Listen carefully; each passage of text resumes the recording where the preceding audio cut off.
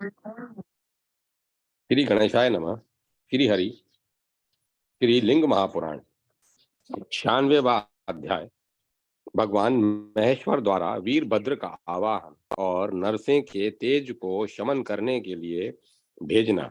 वीरभद्र तथा नरसिंह का संवाद। भगवान शिव का गर्भावतार धारण कर नरसिंह तेज को शांत करना और नरसिंह द्वारा शिव स्तुति।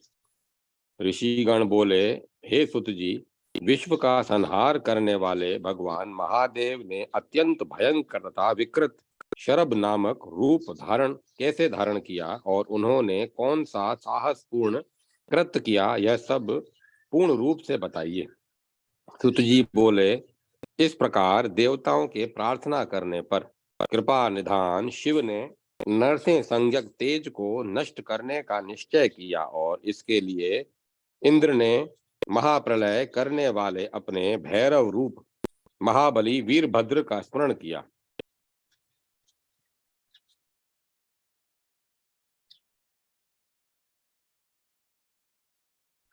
इस प्रकार देवताओं के प्रार्थना करने पर कृपा निधान शिव ने नरसिंह संज्ञक तेज को नष्ट करने का निश्चय किया और इसके लिए रुद्र ने महाप्रलय करने वाले अपने भैरव रूप महाबली वीरभद्र का स्मरण किया। तब वे वीरभद्र गणों के आगे होकर हंसते हुए शीघ्र ही वहां आए। वे करोड़ों श्रेष्ठ गणों से घिरे हुए थे, जो अट्टहास कर रहे थे, इधर उधर उछल रहे थे। नरसिंह के रूप वाले थे तथा अत्यंत उग्र थे। वे नृत्य करते हुए तथा महाधीर ब्रह्मा आदि के साथ गेंद की भांति खेलते हुए प्रसन्न वीरों से घिरे हुए थे। वे वीरभद्र कभी न देखे गए अन्य वीरों से भी आवृत थे। वे वीरभद्र प्रलय अग्नि की ज्वाला के समान थे। वे तीनों नेत्रों से विभूषित थे। वे शस्त्र धारण किए हुए थे। उनके जटा जूट में देदीप्यमान बाल चंद्रमा शोभा दे रहा था। वे बाल चंद्र के समान आकार वाले अति शुभ्र तथा तीक्ष्ण दो दांतों से सुशोभित थे। वे इंद्रधनुष के समान बोहों से युक्त थे।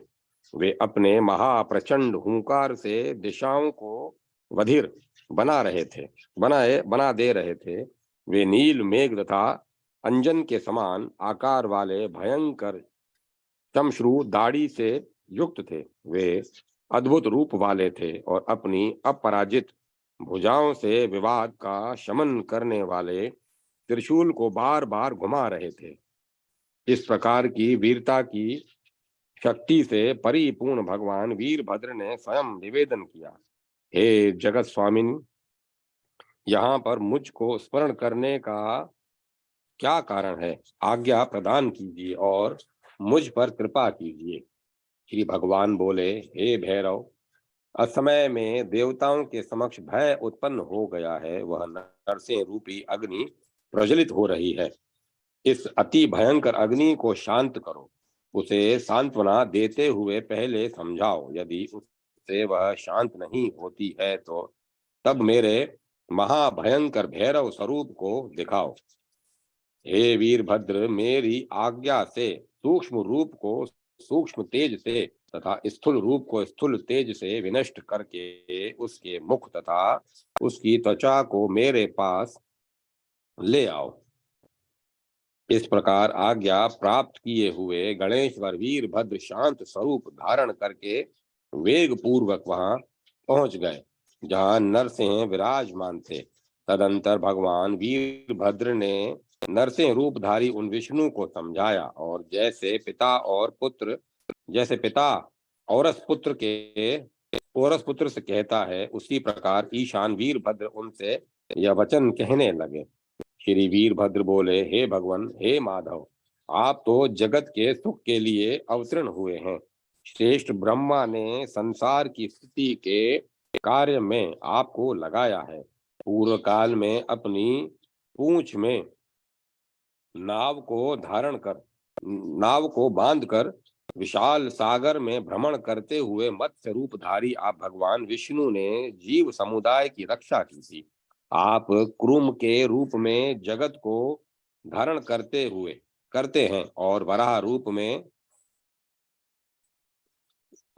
हर वराह रूप में के द्वारा आपने पृथ्वी का उद्धार किया है। आपने इस सिंह रूप से हिरण्यकश्यपु का वध किया है। आपने वामन रूप धारण कर तीनों पगों द्वारा त्रिलोकी को माप कर बलि को बांध लिया था।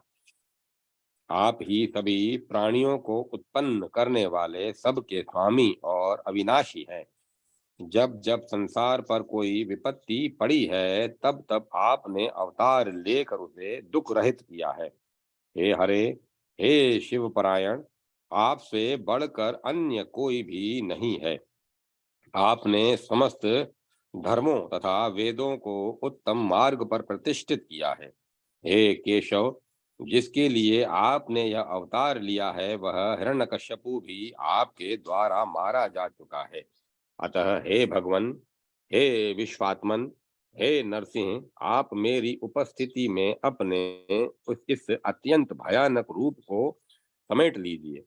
सुत जी बोले, वीरभद्र के द्वारा शांत वाणी में इस प्रकार कहे जाने पर नरसिंह रूपधारी विष्णु ने पहले से भी अधिक और महाभयानक कोप को प्रज्वलित किया। श्री नरसिंह बोले, हे वीरभद्र, तुम जहां से आए हो वहां चले जाओ। हित की बात मत बोलो। मैं इस समय इस चराचर जगत का संहार कर डालूंगा। संहार कर्ता का संहार अपने से अथवा दूसरों से भी नहीं हो सकता। सभी जगह मेरा ही शासन है, अन्य कोई भी शासन करने वाला नहीं है।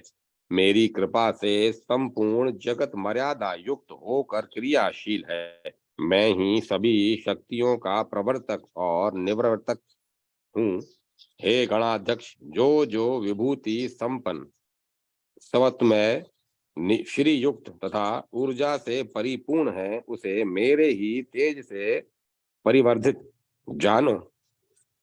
देवताओं के परम अर्थ को जानने वाले मेरे महान सामर्थ्य को जानते हैं। शक्ति संपन्न ब्रह्मा, इंद्र आदि देवता मेरे ही अंश हैं।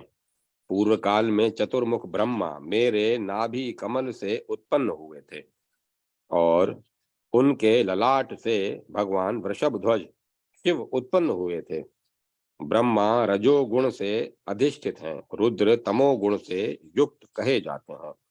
मैं सबका नियंता हूँ, मुझसे श्रेष्ठ कोई देवता नहीं है।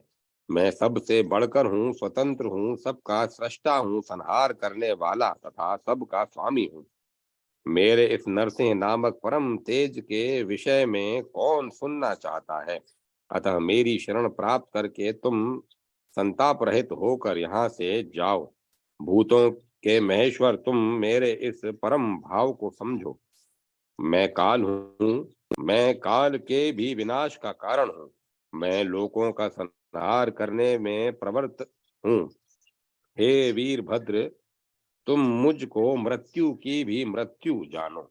ये देवता भी मेरी कृपा से जी रहे हैं। सुत जी बोले, विष्णु का यह अहंकार पूर्ण वचन सुनकर असीम पराक्रम वाले वीरभद्र स्फुरित होठों वाले होकर तिरस्कार पूर्ण भाव से हंसकर नरसिंह से कहने लगे। श्री वीरभद्र बोले, क्या आप संहार करता पिनाकधारी विश्वेश्वर शिव को नहीं जानते हैं? मिथ्यावाद विवाद आपके लिए केवल विनाश स्वरूप ही है। जिस किसी प्रकार से आपके द्वारा लिए गए विभिन्न अवतारों में कौन शेष रह गए हैं? अब तो केवल आप ही बचे हुए हैं। आप इस आप इस दोष को देखिए, जो आप इस दशा को प्राप्त हुए हैं। संहार में दक्ष इन शिव के द्वारा आप क्षण भर में विनाश को प्राप्त हो जाएंगे।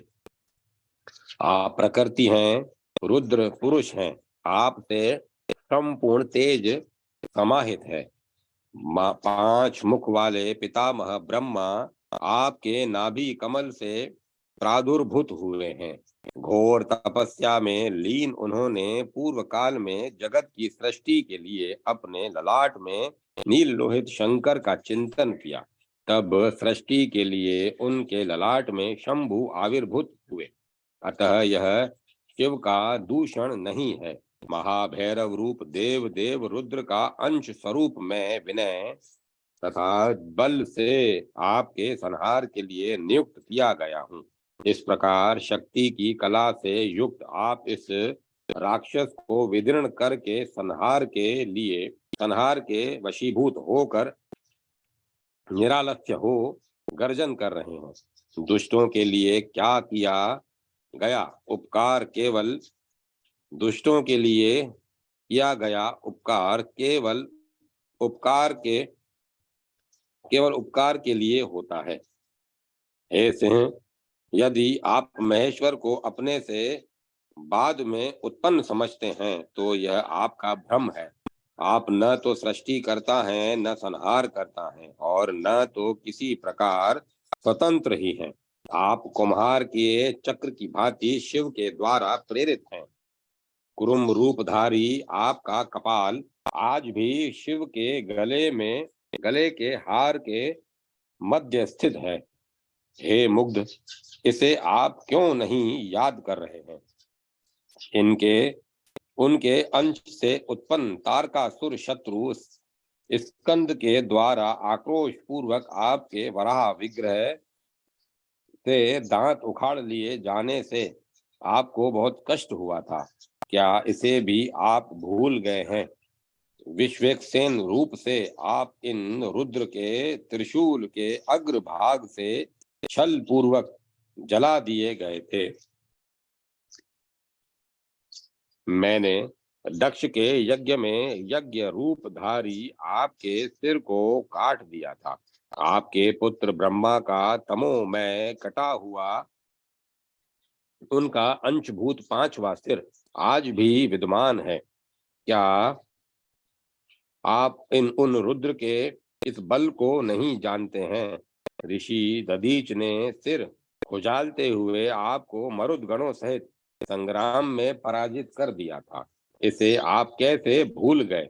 हे चक्रपाणे, आपका प्रिय चक्र उन्हीं के पराक्रम के कारण है।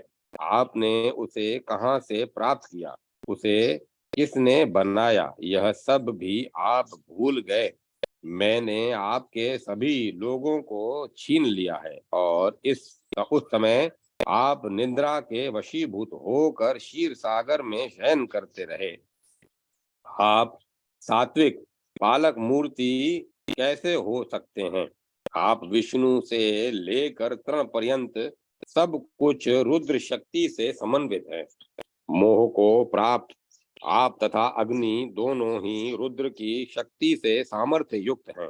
उनके तेज के प्रभाव को देखने में आप दोनों विष्णु अग्नि समर्थ नहीं हैं।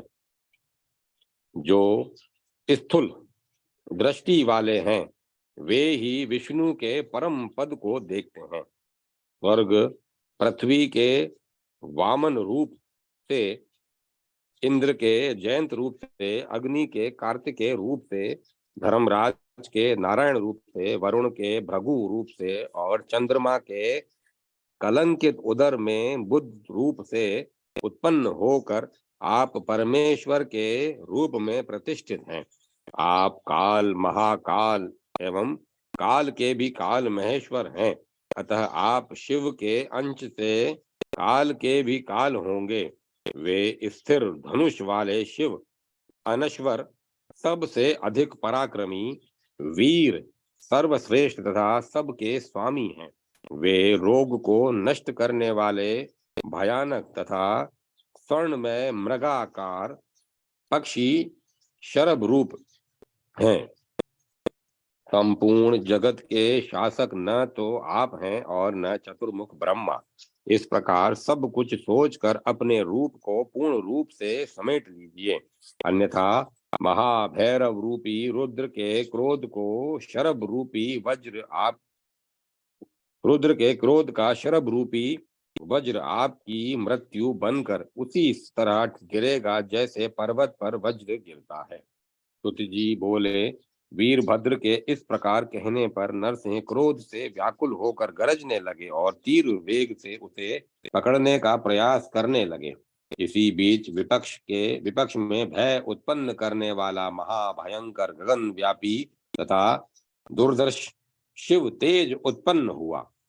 उस क्षण वीरभद्र का जो रूप दिखाई पड़ा वह न स्वर्णमय था, न चंद्रमा से उत्पन्न था, न सूर्य से उत्पन्न था, न अग्नि से उत्पन्न था, न विद्युत के समान था और न चंद्र के तुल्य था। वे शिव से संबंधित अनुपम रूप था। उस समय सभी तेज उस शिव रूप में विलीन हो गए। इससे वह महातेज अव्यक्त रूप में स्थित हो गया और शरभ नरसिंह ये दो व्यक्त रूप प्रकट हुए। उस समय भयंकर आकृति वाला तथा रुद्र के विशिष्ट चिन्हों से युक्त रूप प्रकट हुआ। तदंतर वे परमेश्वर महाप्रलय कालिक रूप से व्यक्त प्रकट हो गए। हे द्विजों, सभी देवताओं के देखते देखते जय शब्द आदि मंगलों से युक्त होकर वे शिव हजार भुजाओं वाले जटाधारी सिर पर अर्धचंद्र धारण किए हुए पशु के आधा भाग शरीर से दो पंखों से तथा चोंच से युक्त हो गए। उनके दांत विशाल और अति तीक्ष्ण थे। वे वज्र तुल्य नख रूपी अस्त्र से सुशोभित हो रहे थे। उनका कंठ कृष्ण वर्ण का था। वे चार भुजाओं वाले तथा चार पैरों वाले और अग्नि से उत्पन्न प्रतीत हो रहे थे। वे युग के अंत में उत्पन्न मेघ के समान भयंकर तथा गंभीर ध्वनि कर रहे थे। उनके तीनों नेत्र क्रोध से फैले हुए विशाल आग के गोले हो गए थे। उनके दांत अधर तथा होंठ स्पष्ट दिखाई पड़ रहे थे। वे हर हुकार से युक्त थे। उन्हें देखते ही विष्णु का बल तथा पराक्रम नष्ट हो गया। वे सूर्य के समान खगोत जुगनू के समान प्रकाश धारण किए हुए प्रतीत होने लगे। उसके बाद हर रूप शरभ ने अपने पंखों से उन्हें जकड़कर नाभि तथा पैरों को विदीर्ण करते हुए अपनी पूंछ से पैरों को बांधकर भुजाओं से उनके बाजुओं को कसकर उनके वक्ष पर प्रहार करते हुए उन हरि को अपनी भुजाओं में जकड़ लिया। तदंतर वे भगवान शरभ जैसे गरुड़ सर्प पर आक्रमण करता है वैसे ही उड़ उड़ कर उन्हें ऊपर की ओर उछालकर बार बार उन्हें गिराकर पंखों के आघात से मूर्छित तथा डरे हुए विष्णु को लेकर देवताओं तथा महर्षियों के साथ आकाश मंडल में चले गए। तभी देवता विष्णु तथा उन श्रेष्ठ शरभ रूप विश्वेश ईश्वर के पीछे पीछे चलने लगे और नमः वाक्य से उनकी स्तुति करने लगे। परवश होकर ले जाते हुए विष्णु दीन मुख होकर हाथ जोड़कर ललित अक्षरों द्वारा उन परमेश्वर की स्तुति करने लगे। श्री नरसिंह बोले, शरभ महाग्रास जगत जिनका ग्रास है तथा विष्णु सर्वव्यापी एवं रुद्र को नमस्कार है। श्री नरसिंह बोले, शरभ महाग्रास तथा विष्णु एवं रुद्र को नमस्कार है। उग्र तथा भीम को नमस्कार है। क्रोध तथा मन्यु को नमस्कार है। आप भव शर्व शंकर तथा शिव को नमस्कार है। काल के भी काल रूप महाकाल, मृत्यु रूप वीरभद्र, पाप के विनाशक शूलधारी महादेव महान तथा पशुपति को नमस्कार है। एक नीलकंठ श्रीकंठ पिनाकी तथा अनंत को नमस्कार है। आप सूक्ष्म को नमस्कार है। आप मृत्यु ही जिसका क्रोध है पर परमेश तथा परात्पर को नमस्कार है। आप परात्पर विश्व तथा विश्व मूर्ति को नमस्कार है। विष्णु कलत्र विष्णु क्षेत्र तथा भानु को नमस्कार है। केवर्त संसार रूपी सागर से तारने वाले किरात महाव्याध शाश्वत भैरव चरण चरणदाता तथा महाभैरव रूप को नमस्कार है। नरसिंह संहर्ता काम काल पुरारी कामदेव यम त्रिपुर के शत्रु महा पाछोद संहर्ता विष्णु मायांतकारी त्रयंबक तीन नेत्रों वाले त्रैश्र भूत भविष्य वर्तमान में नाश रहित शिपि विष्ट विडुष मिडुष मृत्युंजय शर्व सर्वज्ञ मखारी मखेश वरण्य अग्नि रूप महाग्राण महानासिका वाले जीव बड़ी जीवा वाले तथा प्राणापान प्रवृत्ति प्राण अपान वायु को गति देने वाले को नमस्कार है। त्रिगुण त्रिशूल गुणातीत योगी संसार प्रभा महायंत्र प्रवृत्ति को नमस्कार है। चंद्र अग्नि सूर्य मुक्ति विचित्र हेतु वरद अवतार अभिमानियों का पतन करने वाले सर्व कारण हेतु कपाली कराल पति पुण्य कीर्ति अमोघ अग्नि नेत्र लकुलिश शंभु कल्याण करने वाले भीष्मतम मुंड दंडी योग रूपी मेघवाह देव तथा पार्वती पति को नमस्कार है। अव्यक्त विशोक शोक रहित स्थिर स्थिर धन्वी स्थाणु जगत के आधार रूप कृतिवास तथा पंचार्थ हेतु को नमस्कार है। वर तथा एक पाद एक मात्र ज्ञानियों के द्वारा प्राप्य को नमस्कार है। चंद्रार्ध मौलिक को नमस्कार है। अधर्व राज तथा व्यय संपत्ति शर्भ रूप को नमस्कार है। आप योगीश्वर नित्य सत्य परमेश्वर तथा सर्वात्मा को नमस्कार है। आप सर्वेश्वर को नमस्कार है। आपको 1 2 3 4 5 बार नमस्कार है। आपको 10 बार तथा 1000 बार नमस्कार है। आपको अपरिमित बार अनंत बार नमस्कार है। आपको बार बार नमस्कार है, पुनः बार बार नमस्कार है। सुत जी बोले, हे ऋषियों, इस प्रकार नरसिंह विष्णु ने 108 अमृतमय नामों से शरभ रूप ईश्वर शिव की स्तुति करके पुनः उनसे प्रार्थना की है। परमेश्वर, जब जब अति अहंकार से दूषित अज्ञान मुझ में उत्पन्न हो तब तब आप उसे दूर करें।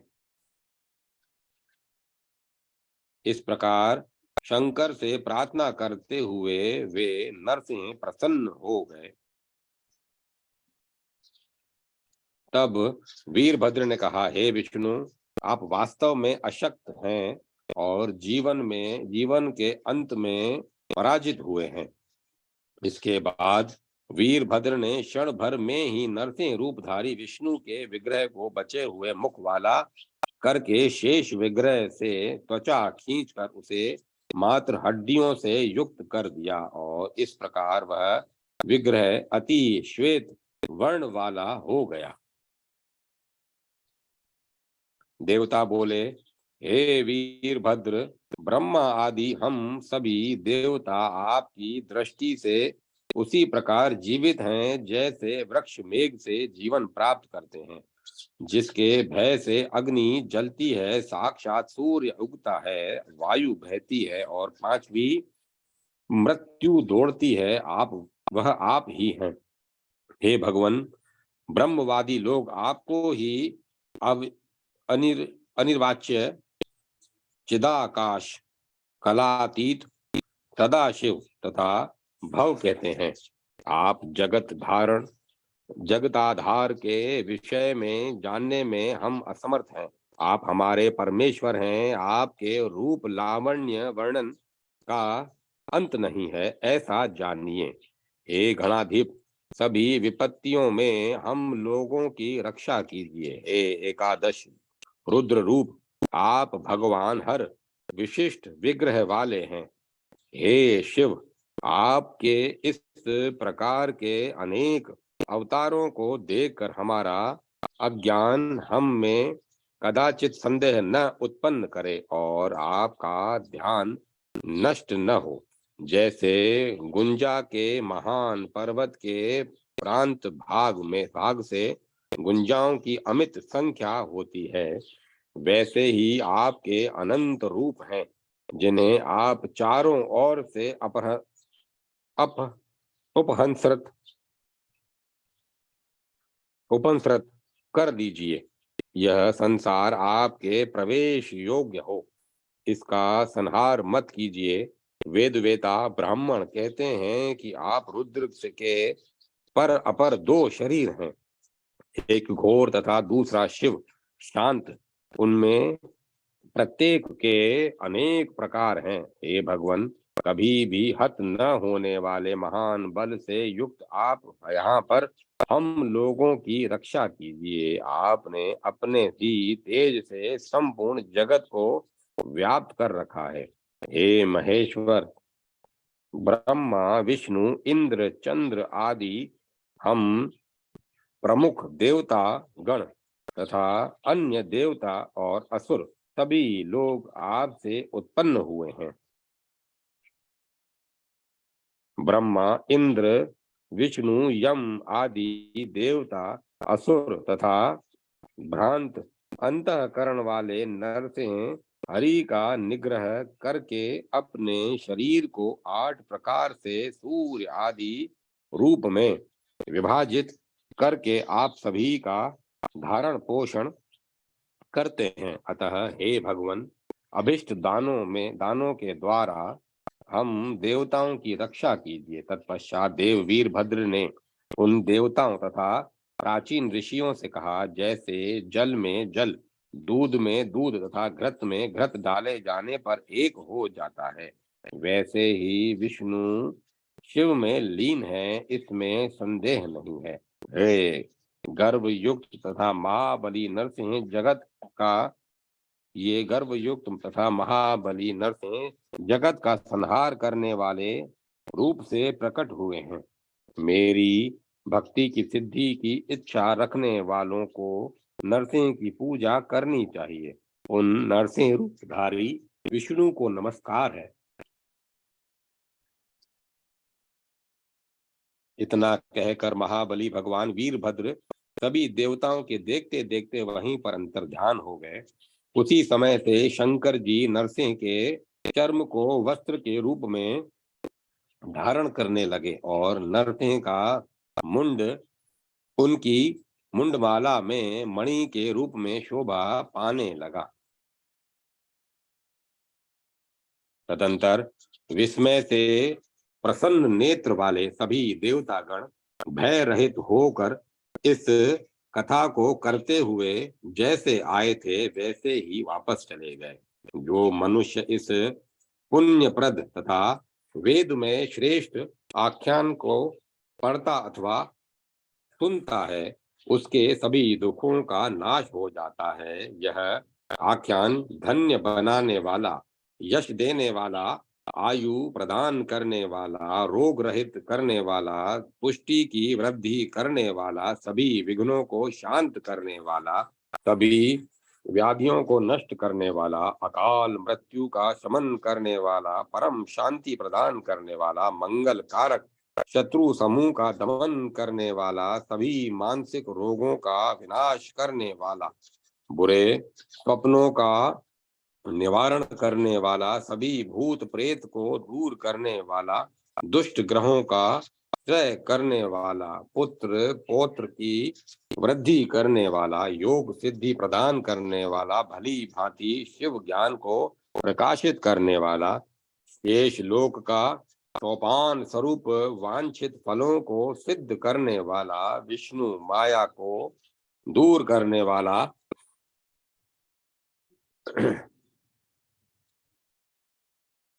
देवताओं के परमार्थ को देने वाला, वांछा की सिद्धि प्रदान करने वाला और रिद्धि प्रज्ञा आदि देने वाला है।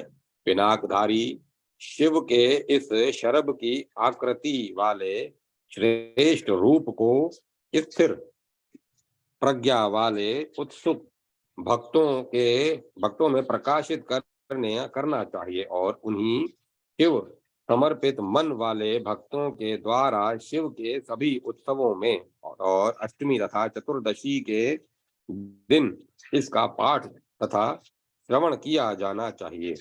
शिव प्रतिष्ठा के अवसर पर शिव की सन्निधि प्राप्त करने वाले इस स्तोत्र को पढ़ना चाहिए। अतः चोर, बाघ, सर्प, सिंह आदि से भयभीत होने पर, राजा से भय उत्पन्न होने पर, इस लोक में अन्य उत्पात, भूकंप, दावाग्नि, धूल वृष्टि, आंधी होने पर, उल्कापात होने पर, तेज हवा चलने पर, अनावृष्टि तथा अतिवृष्टि होने पर दृढ़ व्रत वाले विद्वान शिव भक्त को इस शरभ चरित्र को पढ़ना चाहिए। जो इस सर्वोत्तम स्तोत्र को पढ़ता अथवा सुनता है वह रुद्रत्व प्राप्त करके रुद्र का अनुचर हो जाता है।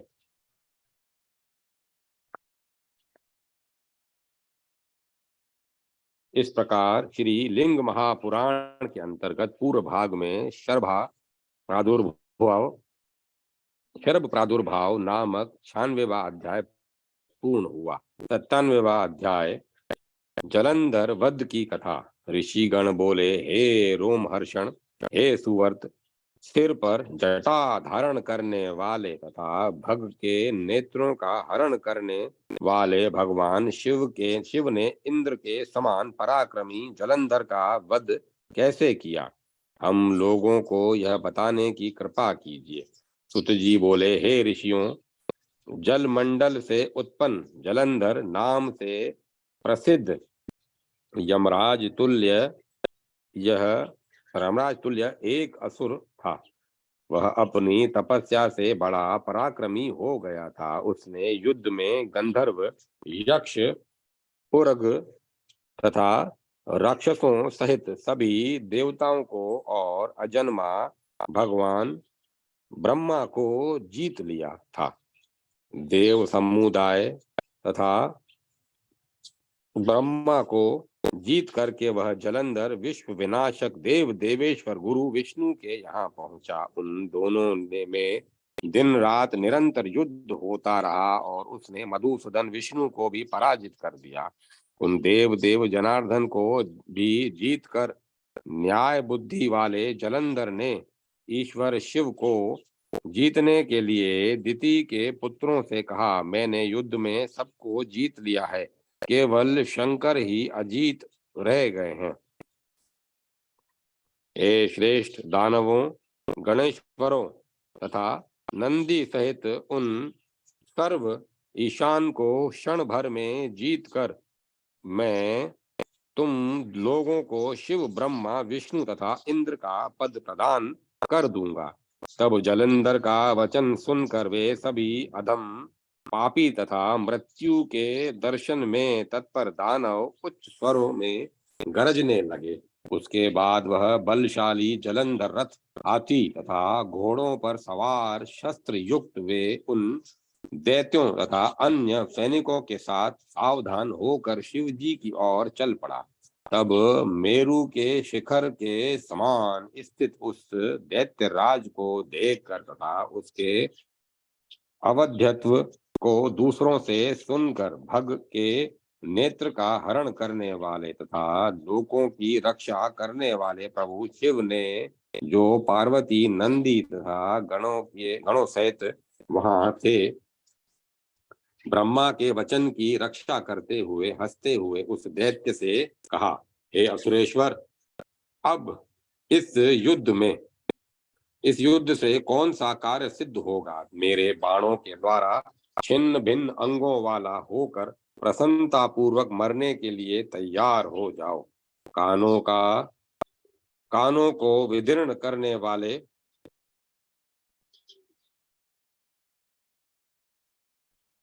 इस उस वचन को सुनकर असुर सेना के स्वामी जलंधर ने भी सुरेश्वर शिव से यह वचन कहा, हे महाबाहो, हे देव देव, हे वृषभध्वज, ऐसी बात मत बोलिए। हे हर, मैं चंद्र किरणों के समान चमकते हुए शस्त्रों से युद्ध करने के लिए यहाँ आया हूँ। उसके वचन को सुनकर शिवजी ने शीघ्र ही लीला पूर्वक अपने पैरों के अंगूठे से महासागर में भयानक चक्र रूपी आयुध निर्मित कर दिया।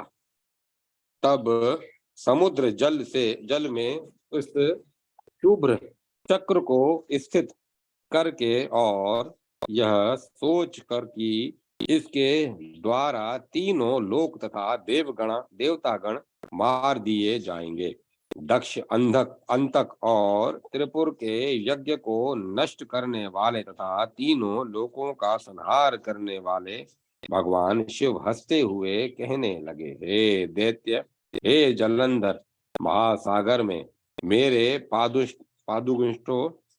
पदांगुष्ठ से निर्मित किए गए अस्त्र को उठाने में यदि तुम समर्थ हो जाओ, तब तो युद्ध करने के लिए ठहरो, अन्यथा नहीं। उनके उस वचन को सुनकर क्रोध से प्रदीप्त नेत्रों वाला वह जलंधर तीनों लोगों को अपने नेत्रों से दग्ध सा करता हुआ शिवजी की ओर देखकर कहने लगा। जलंधर बोला, हे शंकर, जिस प्रकार गरुड़ विषहीन डुंडुक सर्पों को मार डालता है, वैसे ही अपनी गदा उठाकर नंदी को तथा तुमको मारकर पुनः देवताओं सहित सभी लोगों का संहार करके मैं इंद्र सहित संपूर्ण चराचर जगत का संहार करने में समर्थ हूँ। हे महेश्वर, तीनों लोकों में ऐसा कौन है जो मेरे बाणों द्वारा छेदन के योग्य न हो। मैंने बचपन में तपस्या से भगवान विष्णु को जीत लिया था और यौवनावस्था में बलशाली ब्रह्मा को तथा बड़े बड़े देवताओं सहित मुनियों को जीत लिया था। मैंने चराचर सहित त्रिलोकी को क्षण भर में दग्ध कर दिया था। हे रुद्र, क्या तुमने तपस्या से भगवान विष्णु को पराजित किया है? जैसे सर्प गरुड़ की गंध को सहन नहीं कर सकते, उसी प्रकार इंद्र, अग्नि, यम, कुबेर, वायु, वरुण आदि भी मेरी गंध को सहन नहीं कर सकते। हे शंकर, स्वर्ग में तथा पृथ्वी पर अपना प्रतिद्वंदी न पाकर सभी पर्वतों पर जाकर मैंने अपनी भुजाओं को घर्षित किया है। हे गणेश्वर, खुजलाहट मिटाने के लिए मैंने अपने दंड से गिरिराज, मंदर, श्री संपन्न नील पर्वत तथा और अति सुंदर मेरु पर्वत को ग्रसित किया था और वे गिर पड़े थे। हिमालय पर्वत पर लीलावश मेरी भुजाओं के द्वारा गंगा रोक दी गई थी और मेरी स्त्रियों के सेवकों द्वारा देवताओं का वज्र बांध लिया गया था। मैंने हाथ से पकड़कर बड़वा अग्नि के मुख को भंग कर दिया था। उसी क्षण यह सब एकात्म हो गया था। मैंने ऐरावत आदि हाथियों का समुद्र जल के ऊपर फेंक दिया था और भगवान इंद्र को रथ सहित 100 योजन दूर फेंक दिया था। मैंने विष्णु सहित गरुड़ को भी नागपाश से बांध लिया था। मैंने उर्वशी आदि नारियों को कारागृह के अंदर डाल दिया था और इंद्र ने मुझको प्रणाम करके किसी प्रकार केवल शची को वापस प्राप्त किया था। हे उमापते, क्या आप मुझ दैत्यराज जलंधर को नहीं जानते हैं? सुत जी बोले, हे ऋषियों, तब उसके इस प्रकार कहने पर महादेव ने अपने नेत्र की अग्नि के एक भाग की कला के आधे भाग से उसके समुचित रथ को जला दिया। फिर पुर शत्रु शिव के देखने मात्र से दैत्यों की विशाल सेना घोड़ों तथा हाथियों के साथ सभी दैत्येंद्र दग्ध हो गए।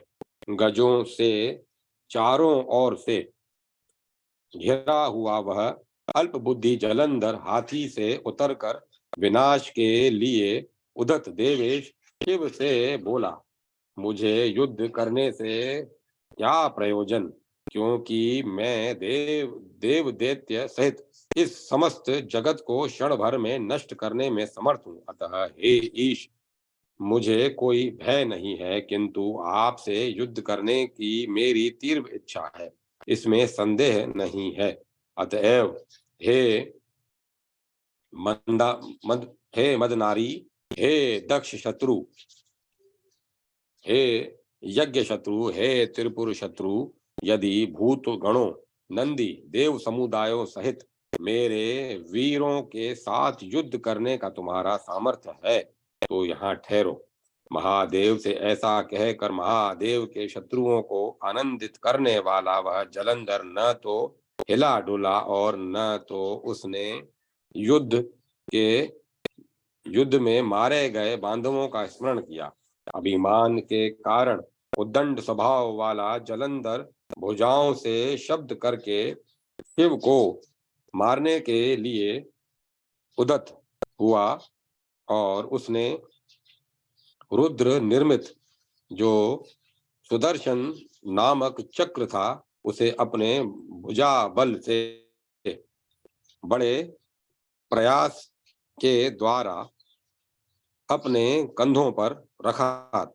हे श्रेष्ठ ब्राह्मणों, उसी समय वह दुर्धर भयानक चक्र से उस जलंधर के दो टुकड़े उसी प्रकार हो गए जैसे वज्र के द्वारा कटा गया कोई महापर्वत हो भोगों भागों में दो भागों में हो जाता है।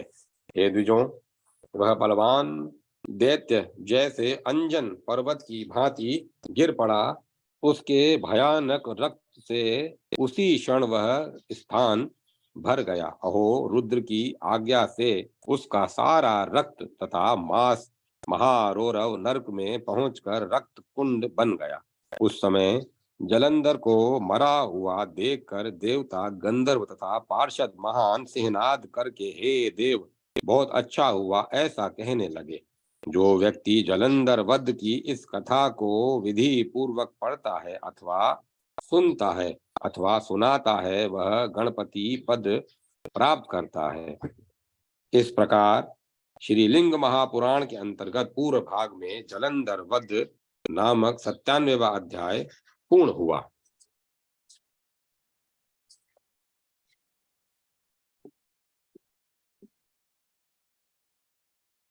अब मैं कथा को विराम देता हूँ।